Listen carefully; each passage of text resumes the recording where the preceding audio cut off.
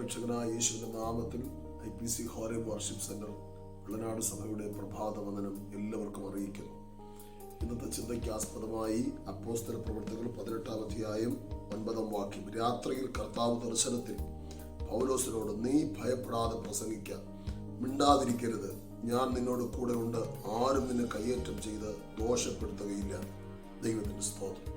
ഇതിന്റെ പശ്ചാത്തലം, തിമോഥെയോസും ശീലാസും മക്കദോനിയിൽ നിന്ന് സുവിശേഷ ഘോഷണം കഴിഞ്ഞ് തിരിച്ചു വരുമ്പോൾ യേശു ക്രിസ്തുവിന്റെ ശക്തിയും ദൈവത്വവും വെളിപ്പെടുത്തുവാൻ പൗലോസ് അഹോരാത്രം അധ്വാനിക്കുന്ന സമയത്ത് പള്ളിയോട് വീട് ചേർന്നുള്ള ക്രിസ്പോസ് എന്ന് മറുപേരുള്ള തീത്തോസ്, അദ്ദേഹം യേശുവിന്റെ സുവിശേഷം, പൗലോസിന്റെ സുവിശേഷം ശ്രദ്ധിക്കുകയും കുടുംബമായി സ്നാനപ്പെട്ട് ദൈവസഭയോട് ചേരുകയും ദൈവരാജ്യത്തിന് പ്രയോജനപ്പെടുകയും ചെയ്തു.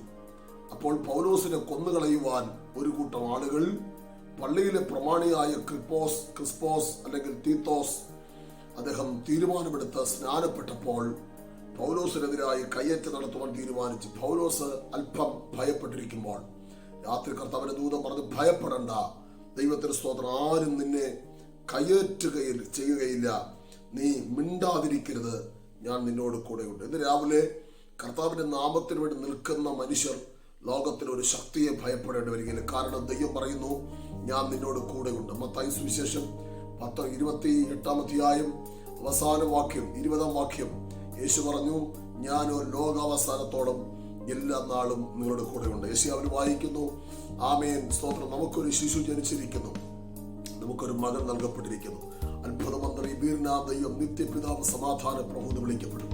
മറ്റൊരു ഭാഗത്ത് നമ്മൾ വായിക്കുന്നത്, അവന് ഇമ്മാനുവേൽ എന്ന പേർ വിളിക്കണം, ദൈവം നമ്മോട് കൂടെ എന്നർത്ഥം. ഇന്ന് രാവിലെ നമ്മോട് കൂടെ ദൈവമുണ്ടെങ്കിൽ ആരെയും ഭയപ്പെടേണ്ട, ധൈര്യമായി കർത്താവിനെ ആരാധിക്കാം, ധൈര്യമായിട്ട് യേശുവിനെ പ്രസംഗിക്കാം. സ്തോത്രം, ആരും നമ്മളെ കയ്യേറ്റം ചെയ്യുകയില്ല. യോശുവ 1:5, നിന്റെ ജീവകാലത്ത് ഒരിക്കലും ഒരു മനുഷ്യനും നിന്നെ നിലനിൽക്കുകയില്ല.